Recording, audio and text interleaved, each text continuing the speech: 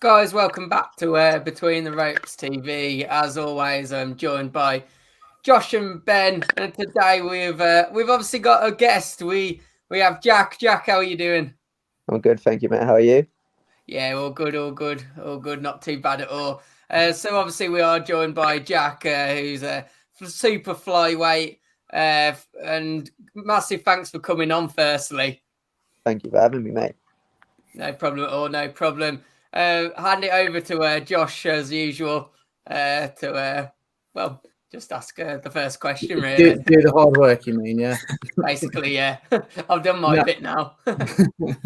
No, thanks ever so much for coming on, Jack. So obviously the main purpose of having you here today is to obviously promote your upcoming fight, 27th of November for the Southern Area Super Flyweight title. So, I mean, talk to us about it. How excited are you? Yeah, man, I'm very excited. It's been a long time coming. It's been about 2 years in the making now for this fight. It seemed like it was never going to happen at one point. Like, obviously, this fight's been scheduled now. I think this is like the fifth time, six altogether if you count the actual fight. But yeah, like obviously we fought back in December 2019 or 18. Sorry, I think it was. Yeah, and then so then after that, the fight got scheduled again in, I think it was June 2019. Um, it got moved due to the show falling through. Then it got rescheduled again. I think it was October or something. It fell through again because people pulled out of the show. And then it got rescheduled again. And then by that point, I had enough of boxing for many reasons. And then I ended up saying, no, I don't want to fight no more. I ended up retiring. And then I came back. It got rescheduled again. And then Ricky Little pulled out of the fight. But now here we are. We are 4 weeks away. And I'm pretty sure it is going to go ahead this time. Yeah, definitely. Fingers crossed. I was going to ask you the question, actually. How hard was it to stay motivated in that time? Because, we've heard of fights maybe get rescheduled once, twice, maybe push, but 5 times now. I mean, how hard has it been to kind of just keep your motivation going? And how motivated are you now going into the fight? Are you I'm guessing now you're feeling fully focused and probably just ready to take out all your frustration, aren't you? I imagine. Yeah. Like, well, obviously, I partly retired because of it. So, it is really hard to stay focused, especially when things, you put so much in, like you literally dedicate your life. Like, this is my life. Like, I don't do anything else. I don't want to do anything else, like, so it was hard. And obviously it was part of the reason I retired. I was just like, what, all this sacrifice, dedication and pain I put my body through on a daily basis, and like for this just to keep falling through on me, I was just like, yeah, man, it's too much. Then you miss it a little bit, and then you come back, and then you had COVID. We was out for 2 years, and then you think like literally it was weeks away, and I was in the shape of my life, like yes, yes, yes, and then it was no, no, no, like it just didn't happen again. And then like, and it was hard to, went for the first couple of weeks of camp, it was really hard to get that motivation back that I just literally had. But when the fight got pulled again, and now I've slowly found my way back into it, and I'm buzzing to go again. I just really, really want the fight to go ahead now, and I just really want to have my big moment at York Hall. Fingers crossed for sure. Well, you're fighting Ricky Little for the second time, aren't you? Yes. What's it like between you both? Is the bad blood? Is it just all in the ring? Is it just about boxing, or is the history there? No, there is bad blood. I think he's a prick, to be honest with you. I don't like him one bit, and to be honest, it's all down to him. Like, I was respectful in the first build up, and I was respectful in the second build up, and then randomly one day, I just on social media, I just see him has gone through like all my old pictures on Facebook. Like, the guy must have a lot of time in his hands, and like just posted them all on his social media, trying to like embarrass me. I mean, firstly, if I thought the pictures were embarrassing, I wouldn't have had them on my social media anyway. But like, yeah, I didn't really get it.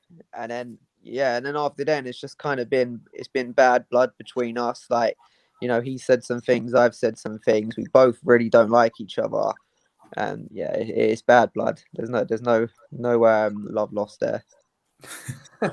Adds to it. Yeah, exactly. It does. No, definitely. I mean, obviously, this fight's taking place at York Hall. Now, obviously, we spoke sort of before doing this.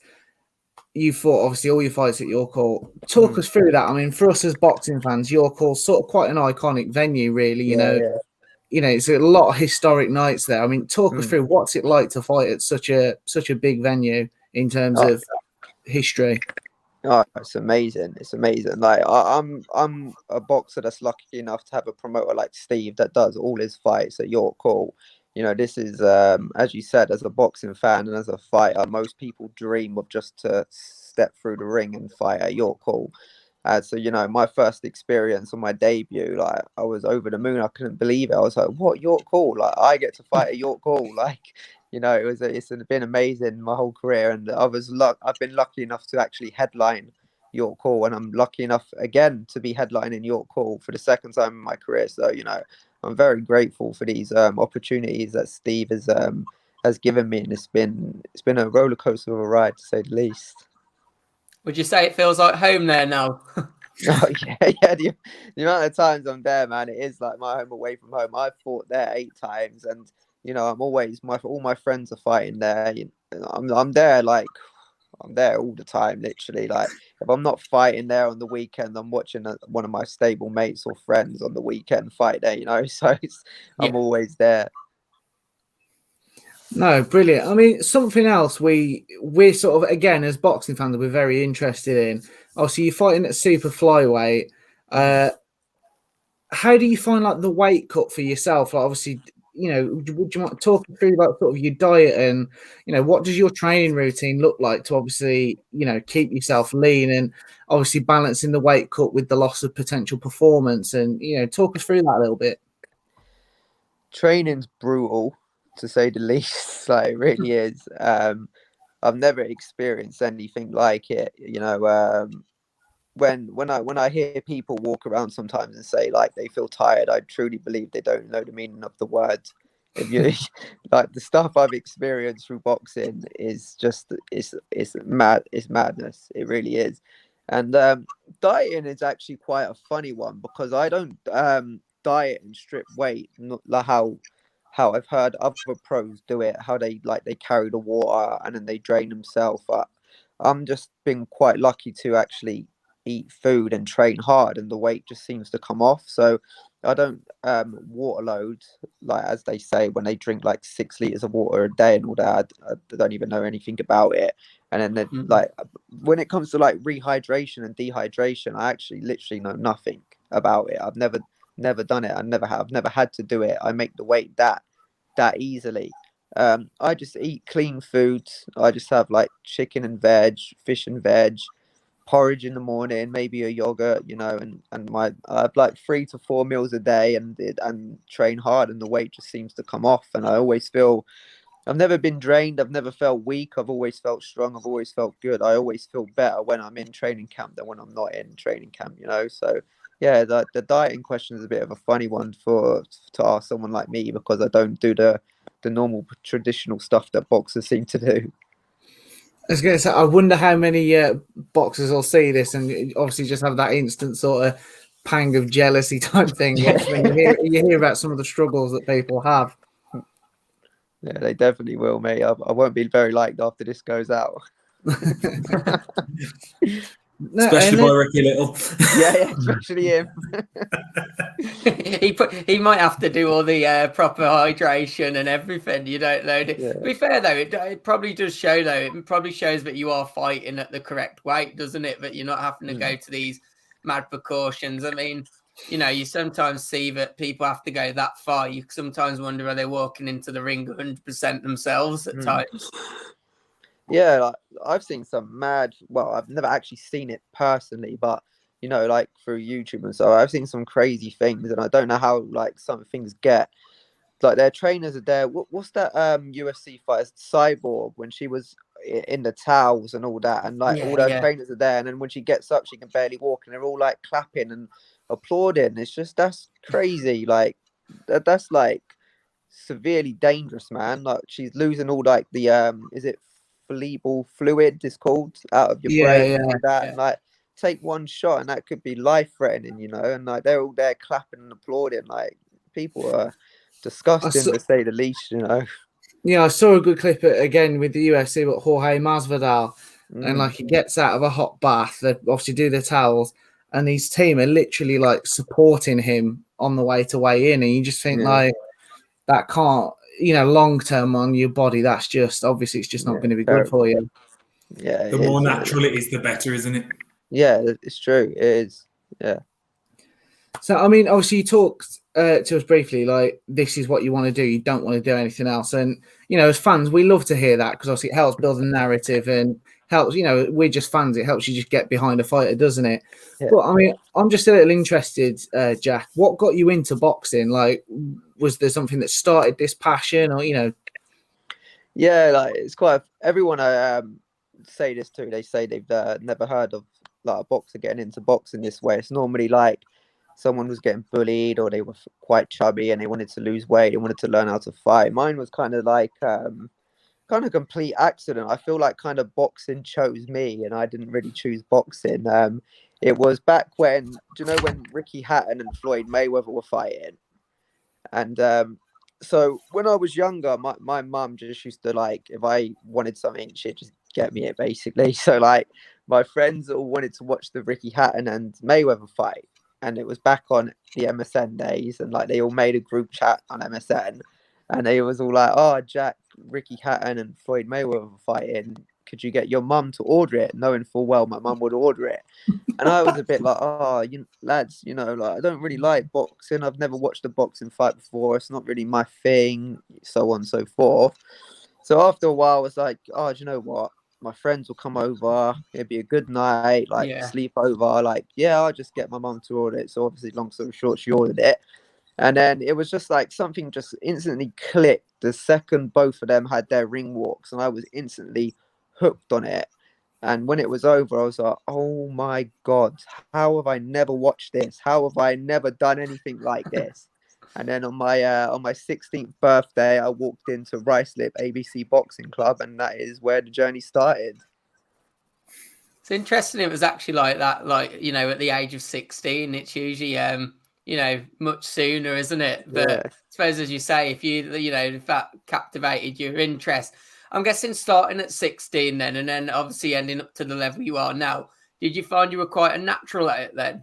Or was it something where you just seemed to pick it up quite quick? Yeah, I think like I'm quite an athletic kid. Like anything I do, I'm really good at. Like I'm a great runner. Like I ran the 100 meters in like 12 seconds when I was in school. I'm a great long distance runner as well. Like when I do my 3 miles, it's like my 3 miles is like 18, 17 minutes. Like 400 meters, great. 800, you know, like all that. I was good at football. I got scouted for Watford to play in goal. And then I got told I was too short. I was only 5'5", so they said I'd never make it. You know, so like I played volleyball for my college team. So like, you know, every kind of sport I've kind of wanted to pursue it. I've done good at it. I'm quite kind of like a natural athlete. And yeah, I think when I started boxing, I mean, I wouldn't say I was the world's greatest, but like I definitely I picked it up quicker than others, I think. And yeah, I think I was quite naturally good at it. No, I was go on. I thought one of Ben was going to chip in there. No, I mean that's brilliant. I mean, so this fight for the Southern Area title, obviously. So your first fight with Ricky was as well. So it's the big chance at redemption. Best of luck with it. I think we'll all definitely be supporting you and keeping an eye out on it, Jack. And thanks ever so much for joining us. What's your prediction? What's for the fight? Yeah. What's going to happen? It's going to be a barnstormer like the first one, but the only difference is this time I'm going to be walking away with a title. It could be a late stoppage or a points win, but either way, I just know I'm getting the win this time. We'll go with the late stoppage. It's more entertaining. Isn't Yeah, it? all right then. We'll go with a late stoppage. Right. Brilliant, Jack. And I suppose ticket wise, is it all sold out for those that are watching this? And if it is all sold out or they can't make the event, where will they be able to watch the fight? No, it's not sold out. You can still get tickets directly off of me personally, or there's a link on all my social medias. There's a link in the bio. My Facebook is Jack Punk Hughes. My Instagram is Jack_the_Punk_Kid_Hughes. And my Twitter, I always forget my Twitter handle. I think it's Jack_the_Punk. It's in the link in all my bios. They're the two ways you can come and watch the fight. Unfortunately, it won't be broadcasted anywhere, so the only way to come and watch it is to come and get a ticket off myself or use the link in my bios. Brilliant. Right, lads, is that it? Yeah, that's it. Thanks ever so much for joining us, Jack. Thank you very much for having me, guys. See you later. Peace. Cheers. Bye-bye. Thanks, Jack. Thank you.